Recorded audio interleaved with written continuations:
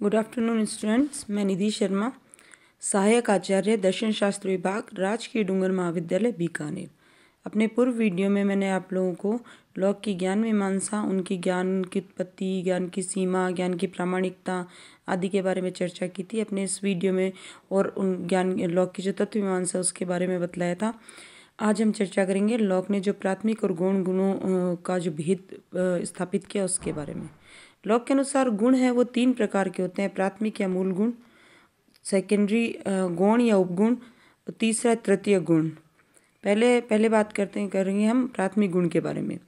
Log के अनुसार प्राथमिक गुण या मूल गुण भौतिक पदार्थ के वस्तुगत गुण हैं, ऑब्जेक्टिव क्वालिटीज होते हैं, अर्थात ये भौतिक पदार्थ में वास्तव में उपस्थित रहते हैं। प्राथमिक गुणों की परिभाषा देते हुए लॉग ऐसे कहते हैं कि प्राथमिक गुण वे गुण है जिनका अधिष्ठान भौतिक पदार्थ होता है, जो किसी भी परिस्थिति में भौतिक पिंडों से अवियोजनीय होते हैं, मतलब उनसे पृथक नहीं किए जा सकते। तो लॉग के अनुसार ये गुण कैसे हो गए? वस्तुनिष्ठ हो गए, असंवेद्य हो गए और ज्ञाता निरपेक्ष होते हैं, मतलब ज्ञाता इसको देखे नहीं देखे इससे कोई फर्क नहीं पड़ता, इनका अस्तित्व फिर भी बना रहेगा। तो ज्ञाता द्वारा जानने या नहीं जानने का इनके अस्तित्व पर कोई फर्क नहीं पड़ता, क्योंकि वस्तु में निहित होते हैं। तो लॉग के अनुसार इन गुणों को परिमाणों द्वारा मापन किया जा सकता है। ये गुण 6 होते हैं: ठोसपन, आकार, गति, विराम, विस्तार, संख्या। इन प्राथमिक गुणों में से जड़ तत्व अथवा भौतिक पदार्थ का मुख्य प्राथमिक गुण अर्थात सारगुण ठोसपन होता है।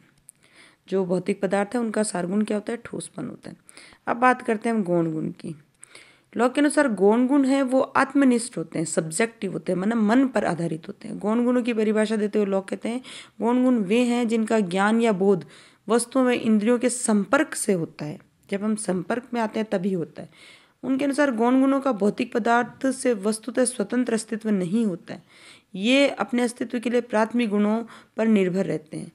जो प्राथमिक गुण है वो तो वस्तु में निहित रहते हैं वस्तुगत रूप में, और जो गौण गुण है ये अपने अस्तित्व के लिए प्राथमिक गुण पर निर्भर करते हैं। और ये हमारे अंदर नाना प्रकार के जो संवेदन है, जैसे रंग, शब्द, गंध, स्वाद इत्यादि को उत्पन्न करने वाली शक्तियाँ मात्र होते हैं। लॉग के अनुसार ये संवेद्य गुण होते हैं, इसलिए ये ज्ञाता निरपेक्ष न होकर ज्ञाता सापेक्ष होते हैं। अर्थात ये ज्ञाता पर संवेद मतलब जिन्हें अनुभूत किया जाता है, ये आत्मनिष्ठ होते हैं।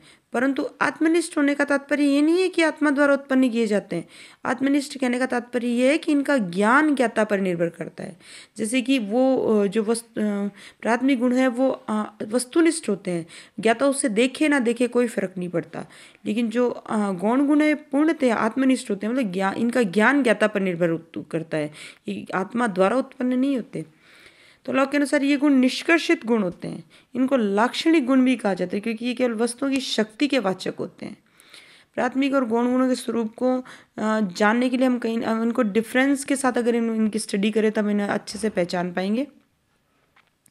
पहले चर्चा करेंगे हम इनके डिफरेंस की, कि लॉग के अनुसार प्राथमिक गुण है वस्तुनिष्ठ होते हैं, अर्थात ये वस्तु में ही निहित होते हैं, जबकि गौण गुण होते हैं वो आत्मनिष्ठ होते हैं, ये आत्मा में निहित होते हैं। आत्मा में निहित होने का तात्पर्य है कि इनका ज्ञान ज्ञाता पर निर्भर होता है। दूसरा इनका जो डिफरेंस है वो है कि प्राथमिक गुण वस्तुतः गुण है, जबकि गौण गुण क्या है? शक्ति स्वरूप है। तीसरी बात, प्राथमिक गुण ज्ञाता निरपेक्ष होते हैं, मतलब ज्ञाता द्वारा जानने या नहीं जानने का इनके अस्तित्व पर कोई प्रभाव नहीं पड़ता, जबकि गौण गुण है वो ज्ञाता सापेक्ष होते हैं, अर्थात इन गुणों का ज्ञान ज्ञाता पर निर्भर करता है।